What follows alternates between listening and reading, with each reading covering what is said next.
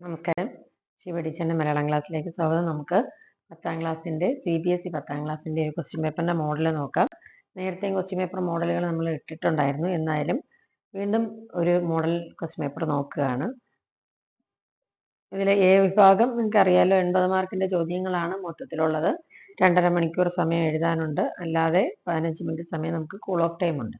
അപ്പോൾ ആദ്യത്തെ എ വിഭാഗത്തിലെ ചോദ്യങ്ങൾ പാരഗ്രാഫ് തന്നിട്ട് ആൻസർ എഴുതാനുള്ളതാണ്. ഇതൊക്കെ കൂൾ ഓഫ് ടൈമിൽ നമുക്ക് ഉത്തരം കണ്ടുപിടിച്ച് വെക്കാൻ പറ്റുന്ന ചോദ്യഭാഗങ്ങളാണ്. അപ്പോൾ ഇതിൽ അങ്ങനെ 2 ടൈപ്പ് അവതാരണ ചോദ്യങ്ങളുണ്ട്. അത് കഴിഞ്ഞ് 1 വേർഡിലേക്ക് പോവുകയാണ്.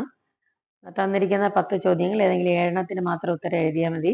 എക്സ്ട്രാ ചോദ്യങ്ങളുടെ ഉത്തരം എഴുതേണ്ട ആവശ്യമില്ല. 7 എണ്ണം കൃത്യമായിട്ട് ഉത്തരം എഴുതുക. ഭവാൻ എന്ന വാക്കിന്റെ എതിർലിംഗം തിരഞ്ഞെടുത്ത് എഴുതുക. ഭവാൻ എന്ന വാക്കിന്റെ എതിർലിംഗം ഭവതി എന്നതാണ്. സുഹൃതം എന്ന പദത്തിന്റെ സുഹൃതം എന്ന വാക്കിന്റെ വിപരീത പദം ദുഷ്കൃതം. നിജം നീചം അർത്ഥവ്യത്യാസം കണ്ടെത്തുക. ഇവിടെ നീചം മോശം ആണ്, നിജം ഉറപ്പ് എന്നാണ്. അപ്പൊ ഇവിടെ ഉത്തരം വരുന്ന ഉറപ്പ് മോശം എന്നുള്ള ഗ്രൂപ്പാണ്. ചുവടെ കൊടുത്തിരിക്കുന്ന പദങ്ങളിൽ തീരം എന്ന പദത്തിന്റെ പര്യായ പദം അല്ലാത്തതേത്? കൂലം, കച്ചം, തടം എന്നൊക്കെയുള്ളത് തീരത്തിന്റെ വിപരീതങ്ങൾ പര്യായങ്ങൾ തന്നെയാണ്. കൈവല്യം മോക്ഷമാണ്, അതാണ് പര്യായപദം അല്ലാത്തത്. നിവൃത്തിയില്ല എന്ന പദം എങ്ങനെ പിരിച്ചെഴുതാം? നിവൃത്തി പ്ലസ് ഇല്ല. ചുവടെ കൊടുത്തിരിക്കുന്നവയിൽ പ്രമാദം എന്ന വാക്കിന്റെ നാനാർത്ഥമായി വരുന്നത് ഏത്? പ്രമാദം എന്നുള്ളതിന് ഓർമ്മക്കേട് എന്നുള്ള പദം വരും. ഓർമ്മക്കുറവ് എന്നുള്ളതാണല്ലോ പ്രമാദത്തിന്റെ അർത്ഥം. ഞെക്കുന്ന കുല, ഞെക്കിക്കുല എന്ന പദം എങ്ങനെ വിഗ്രഹിക്കും? ഞെക്കിക്കൊണ്ടുള്ള കുല എന്നുള്ളതാണ് ആൻസർ. ശരിയായ പദം തിരഞ്ഞെടുത്ത് എഴുതുക. ഇവിടെ പ്രക്ഷേപണം എന്നുള്ളതാണ്, അത് പ്രക്ഷേപണം എന്നെഴുതുന്നതാണ് ശരി. ദിഷ്ടം എന്ന വാക്കിന്റെ അർത്ഥം ഭാഗ്യം എന്നാണ്. സുമത്തിനോട് ഉപമിക്കാവുന്നത് എന്ന തരത്തിൽ പ്രയോഗിക്കുന്ന വാക്ക് സുമോപമം എന്നുള്ള വാക്കാണ്. ഇനി 9 ചോദ്യങ്ങൾ താഴെ കൊടുത്തിട്ടുണ്ട്. അതിനകത്തുനിന്ന് 9 ചോദ്യങ്ങൾക്കാണ് ശരി ഉത്തരം തിരഞ്ഞെടുത്ത് എഴുതേണ്ടത്. ആകെ നിരൂപിക്കൽ സ്വപ്നതുല്യം സഖേ എന്ന് പറഞ്ഞത് എന്തിനെ കുറിച്ചാണ്? രാഗാദി സങ്കുലമായുള്ള സംസാരമാണ് ആകെ നിരൂപിക്കൽ സ്വപ്നതുല്യമായി പറഞ്ഞത്. ലക്ഷ്മണ സാന്ത്വന എന്ന പാഠഭാഗം ഏത് കാണ്ഡത്തിലേതാണ്? രാമായണത്തിലെ ഏത് കാണ്ഡത്തിലാണ്? അയോധ്യകാണ്ഡം. വെള്ളായിച്ചു എന്ന നീലിയുടെ വിളിയിൽ നിറഞ്ഞു നിന്ന ഭാവം സാന്ത്വനമാണ്. ദുഃഖസഞ്ചാരങ്ങളുടെ തഴമ്പായി കഥാകാരൻ കൽപ്പിച്ചിരിക്കുന്നത് ചവട്ടടിപ്പാത. ഭാവശാലികൾ പിരിഞ്ഞുകൂടിയാൽ എപ്രകാരമുള്ള സുഖോദയമാണ് ഉണ്ടാവുക? വികലമായ സുഖോദയം. ഒരു സ്നേഹം എന്നുകൂടി പേരുള്ള കുമാരനാശന്റെ ഖണ്ഡകാവ്യം നളിനി. അവയെ ചൊല്ലി സജ്ജനങ്ങൾക്കിടയിൽ അവർ നിർവേദം കൊള്ളും. പാണ്ഡവരെ ചൊല്ലി. യുദ്ധത്തിൽ ചെയ്ത കടുങ്കൈകളെ ചൊല്ലി എന്തിനെ ചൊല്ലിയാണ് അവർ നിർവേദം കൊള്ളുക? യുദ്ധത്തിൽ ചെയ്ത കടുങ്കൈകളെ ചൊല്ലിയാണ് മറ്റുള്ളവർ അവരെ കുറിച്ച് സ്നേഹമില്ലായ്മ ചിന്തിക്കുന്നത്. തെരുവുപട്ടിക്കെന്തൊരൂറ്റം, കുരച്ചത് ചാടിക്കടിക്കുന്നു കുതിക്കുന്നു. ഈ വരികളിലൂടെ കവി ഉയർത്തിക്കാട്ടുന്നത് മാതൃസ്നേഹത്തിന്റെ മഹത്വമാണ്. അശാന്തനായി കാറ്റുകൊള്ളാൻ ഇറങ്ങിയിരിക്കുന്ന ആരാണ്? ഈശ്വരൻ. തീർത്ഥാടനം മുടങ്ങിയപ്പോൾ ചാക്കുണ്ണി സ്വയം ആശ്വസിച്ചത് എന്ത്? തന്റെ ആവശ്യങ്ങൾ മുത്തപ്പന് മനസ്സിലാക്കാൻ കഴിയുമല്ലോ എന്നാണ് ആശ്വസിച്ചത്. മനുഷ്യരെ മെനക്കെടുത്താൻ ഓരോരോ ഏർപ്പാടുകൾ. ഇവിടെ ഉദ്ദേശിച്ചിരിക്കുന്ന ഏർപ്പാട് എന്താണ്? റേഡിയോ കേൾക്കൽ.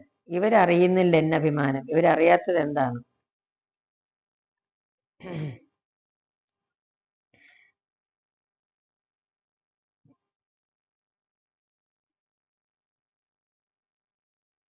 പുള്ളുവന്റെ അഭിമാനം. ഇവിടെ പുള്ളുവൻ എന്ന് ഉദ്ദേശിച്ചിരിക്കുന്ന ആരെയാണ്? ഇവിടെ ഇവരെന്ന് ഉദ്ദേശിച്ചിരിക്കുന്നത് പരിഷ്കാരികളെ, പുള്ളുവൻ എന്ന് പറയുന്നത് കവി. മനുഷ്യന് അഹംബുദ്ധി കൊള്ളുന്ന എന്തിനെ കുറിച്ച് ചിന്തിച്ചിട്ടാണ്? സ്വന്തം ദേഹത്തെക്കുറിച്ച് ചിന്തിച്ചാണ് അഹംബുദ്ധി കൊള്ളുന്നത്. സംസ്കാരകാരിണിയായി ശ്രീരാമൻ ചൂണ്ടിക്കാട്ടുന്നത് എന്തിനെയാണ്? അവിദ്യയാണ്. ഞാൻ ഇന്ന് ഇന്ദ്രനെ പോലെയായി ഇപ്രകാരം അഭിപ്രായപ്പെട്ടത് ആരാണ്? ദുര്യോധനൻ. പാണ്ഡവരിൽ 5 പേര് മാത്രമേ അവശേഷിച്ചിട്ടുള്ളൂ എന്ന് കേട്ടപ്പോൾ അതെന്ത് കേട്ടപ്പോഴാണ് അയാൾ അങ്ങനെ ഇന്ദ്രനെ പോലെ ആയെന്ന് പറഞ്ഞത്? ശിഖണ്ഡിയെ 3 തുണ്ടമാക്കി വധിച്ചു എന്ന് കേട്ടപ്പോൾ. അതൊന്നും ഇന്ന് പറ്റില്ല. ഏതൊന്നും? റേഡിയോയിൽ ബാറ്ററി ആയിട്ട് പ്രവർത്തിക്കുന്നുണ്ടോ എന്ന് നോക്കാനൊന്നും ഇന്ന് പറ്റില്ല എന്നാണ് പറഞ്ഞത്. ആറാട്ടുകുന്നിൽ റേഡിയോ ഭയന്നിരുന്നവരാരല്ല? ചാക്കണ്ണിയോട് കടം പറഞ്ഞിരുന്നവരാണ് റേഡിയോയെ ഭയന്നത്. അതായത് അവൻ വരുമ്പോൾ തന്നെ ദൂരെ നിന്ന് റേഡിയോയുടെ ശബ്ദം കേൾക്കാം. അപ്പോൾ അവർക്ക് മാറാൻ എളുപ്പമായിരുന്നു. ഇനി ബി വിഭാഗത്തിലേക്ക് കിടക്കുകയാണ്. അങ്കവാക്യം, അങ്കിവാക്യം വേർതിരിച്ച് എഴുതുക. നമ്മൾ എപ്പോഴും ശ്രദ്ധിക്കേണ്ടത് പൂർണ്ണമായ സെന്റൻസ് ആണ് അങ്കിവാക്യം, പൂർണ്ണമല്ലാത്തത് അങ്കവാക്യം. ഗേറ്റിൽ ചീട്ട് തിരിച്ചു കൊടുത്തുകൊണ്ട് എന്നുള്ളത് അങ്കവാക്യവും വെള്ളായപ്പൻ പുറത്തു കിടന്നു എന്നുള്ളത് അങ്കിവാക്യവുമാണ്. രണ്ടാമത് സമുദ്രം താണ്ടി സമ്പാദ്യം കൊണ്ടുവന്ന കച്ചവടക്കാർ ഒരു തോട്ടിൽ വെച്ച് മുങ്ങിപ്പോയി. സമുദ്രം താണ്ടി സമ്പാദ്യം കൊണ്ടുവന്ന എന്നുള്ളത് അങ്കവാക്യവും കച്ചവടക്കാർ ഒരു തോട്ടിൽ മുങ്ങിപ്പോയി എന്നുള്ളത് അങ്കിവാക്യവുമാണ്. വാക്യത്തിൽ തെറ്റുണ്ടെങ്കിൽ തിരുത്തുക. തുന്നിയ നൂലുകളായാൽ കഷ്ടപ്പെട്ട് ബുദ്ധിമുട്ടി അഴിച്ചെടുത്തു. കഷ്ടപ്പെട്ടു എന്നുള്ളതും ബുദ്ധിമുട്ടി എന്നുള്ളതും ഒരേ അർത്ഥം തന്നെ, ഏതെങ്കിലും ഒന്ന് മതി. പുഴയുടെ മധ്യഭാഗത്ത് നടുക്കെത്തിയപ്പോൾ. മധ്യഭാഗം അല്ലെങ്കിൽ നടുക്ക്, ഏതെങ്കിലും ഒന്ന് മതി. പ്രയോഗം മാറ്റുക. വെള്ളായിയപ്പൻ തന്റെ ചെറുവിരൽ പിടിച്ചുകൊണ്ട് അസ്തമയ സൂര്യനെ നോക്കിയിരുന്ന മകനെ ഓർത്തു. തന്റെ ചെറുവിരൽ പിടിച്ചുകൊണ്ട് മകൻ അസ്തമയ സൂര്യനെ നോക്കിയിരുന്ന മകനെ വെള്ളായപ്പനാൽ ഓർക്കപ്പെട്ടു. അവരെ കണ്ടയുടൻ തന്റെ അസ്ത്രം അർജുനനാൽ സത്വരം പ്രതിസംഹരിച്ചു. അവരെ കണ്ടയുടൻ തന്റെ അസ്ത്രം അർജുനൻ പ്രതിസംഹരിച്ചു. ഏതെങ്കിലും രണ്ടെണ്ണം ആശയം വ്യക്തമാകുന്ന തരത്തിൽ വാക്യത്തിൽ പ്രയോഗിക്കുക. ദുഷ്കരം എന്ന് പറഞ്ഞാൽ പ്രയാസം എന്നാണ് അർത്ഥം. ശ്രദ്ധാഞ്ജലി എന്ന് പറഞ്ഞാൽ ശ്രദ്ധയുടെ കൂപ്പുകയെന്നാണ്. ലാളിക്കുക, ലാളിക്കുക എന്ന് പറഞ്ഞാൽ. അപ്പൊ ഇതിന്റെ അർത്ഥവുമായിട്ട് ബന്ധപ്പെട്ട് വരുന്ന ഒരു സെന്റൻസ് എഴുതുന്നു. ഇനി ഏതെങ്കിലും ഒരു വിഷയത്തെക്കുറിച്ച് ഒരു പുറത്തിൽ കവിയാതെ ഉപന്യസിക്കുക. എയെ കുറിച്ചാണ്. കൃത്രിമ ബുദ്ധി മനുഷ്യന് വെല്ലുവിളിയും. പിന്നെ അമ്മ തൊട്ടിലുകളിൽ എത്തപ്പെടുന്ന അനാഥരായ കുഞ്ഞുങ്ങളെ കുറിച്ചുള്ള ഉപന്യാസം. അപ്പൊ ഇതിനൊക്കെ ഹെഡിങ് കൊടുത്തിട്ട് 3 പാരഗ്രാഫായിട്ട് എഴുതണം. അപ്പൊ നിങ്ങളുടെ വീടിനടുത്തുള്ള വിദ്യാലയത്തിനടുത്തുള്ള കടയിൽ പുകയില ഉൽപ്പന്നങ്ങൾ വിൽക്കുന്നു. അപ്പൊ അതിനുവേണ്ടി വിദ്യാലയത്തിന്റെ പ്രിൻസിപ്പൽ എന്ന രീതിയിൽ ഒരു കത്ത് തയ്യാറാക്കുക എന്നുള്ളതാണ്. അപ്പൊ കത്തിന്റെ രൂപഘടന നമ്മൾ ശ്രദ്ധിക്കണം. പ്രേക്ഷകൻ എന്നെഴുതിയിട്ട് ഇടത് ഭാഗത്ത് മാർജിൻ വരയ്ക്കുന്നത് ഇടത് ഭാഗത്താണല്ലോ മാർജിൻ വരയ്ക്കുന്നത്. ആ ഇടത് ഭാഗത്ത് ആണ് പ്രേക്ഷകൻ എന്നെഴുതിയിട്ട് പേര്, വീട്ടുപേര്, സ്ഥലം, തപാൽ, ജില്ല, പിൻകോഡ്. ഇത് കഴിഞ്ഞ് താഴെ സ്വീകർത്താവ്, സ്ഥാനപ്പേര്, സ്ഥാപനത്തിന്റെ പേര്, സ്ഥലം, തപാൽ, ജില്ല, പിൻകോഡ്. എന്നിട്ട് അതിന് താഴെ ബഹുമാനപ്പെട്ട സാർ അല്ലെങ്കിൽ മാഡം എന്നെഴുതിയിട്ട് വിഷയം എഴുതണം. പിന്നെ നമ്മൾ അതിന്റെ ഇൻട്രഡക്ഷൻ എഴുതുന്നു. അതിനൊരു കണ്ടന്റ് ഉണ്ടല്ലോ, അത് നടുവിൽ എഴുതുന്നു. ഏറ്റവും അവസാനം നമ്മൾ 3 or 4 സെന്റൻസുകൾ അത് ഉപസംഹരിക്കുന്നു. എന്ന് വിശ്വസ്തയോടെ ഒപ്പ്, പേര്, തീയതി. അവിടെ നമ്മൾ സ്വന്തം പേരൊന്നും എഴുതണ്ട, ഒപ്പ്, പേര്, തീയതി എന്ന് എഴുതിയാൽ. ഇതാണ് കത്തിന്റെ ഫോർമാറ്റ്. അത് നമ്മൾ വളരെയധികം ശ്രദ്ധിക്കേണ്ട കാര്യം.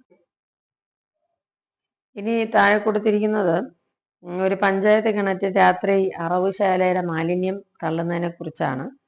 പത്രവാർത്ത തയ്യാറാക്കുക. ഹെഡിങ് കൊടുത്തിട്ട് ആദ്യം ഒരു ഹെഡിങ് കൊടുക്കുന്നു. അതിന് താഴെ സ്വന്തം ലേഖകൻ അല്ലെങ്കിൽ പ്രത്യേക ലേഖനം എഴുതുന്നു. അതിന് താഴെ ഒരു സ്ഥലപ്പേര് എഴുതിയിട്ട് ആണ് നമ്മൾ പത്രവാർത്ത എഴുതുന്നത്. ഇനിയുള്ളതെല്ലാം 3 മാർക്ക് ചോദ്യങ്ങളാണ്. 3 മാർക്ക് ചോദ്യങ്ങൾ പാരഗ്രാഫായിട്ടാണ് എഴുതേണ്ടത്. 1/2 പേജ് മതി. വിത്ത് ഇൻട്രൊഡക്ഷൻ ആണ് എഴുതേണ്ടത്. 3 മാർക്ക് ചോദ്യങ്ങളെല്ലാം അങ്ങനെ തന്നെ എഴുതിയാൽ മതി. 1/2 പേജ് എഴുതിയാൽ മതി. ഇതിൽ ചട്ടമ്പി സ്വാമിയും ശ്രീനാരായണ ഗുരുവും അയ്യാവ് സ്വാമികളുടെ ശിഷ്യത്വം സ്വീകരിക്കാനുള്ള കാരണം, നീലകണ്ഠപാദർ ചട്ടമ്പി സ്വാമിയുടെ ശിഷ്യത്വം സ്വീകരിക്കാനിടയായ കാര്യം, ചട്ടമ്പി സ്വാമികളെ സാധാരണക്കാരനായ സന്യാസി എന്ന് പറയാനുള്ള കാരണം. ഇതെല്ലാം ആ പാഠഭാഗത്തിലെ നോട്ടിൽ നിന്നും പാഠഭാഗം ചട്ടമ്പി സ്വാമികളൊക്കെ വിശദമായി പഠിപ്പിച്ചിട്ടുണ്ട്. അതിൻ്റെ വീഡിയോ കാണുക. വീഡിയോ കാണുമ്പോൾ നിങ്ങൾ ടെക്സ്റ്റ് ബുക്ക് കൂടെ കയ്യിലിരുന്നാൽ നിങ്ങൾക്ക് വളരെ പെട്ടെന്ന് ഇതിൻ്റെ ഉത്തരവും കൂടെ കണ്ടെത്താൻ കഴിയും.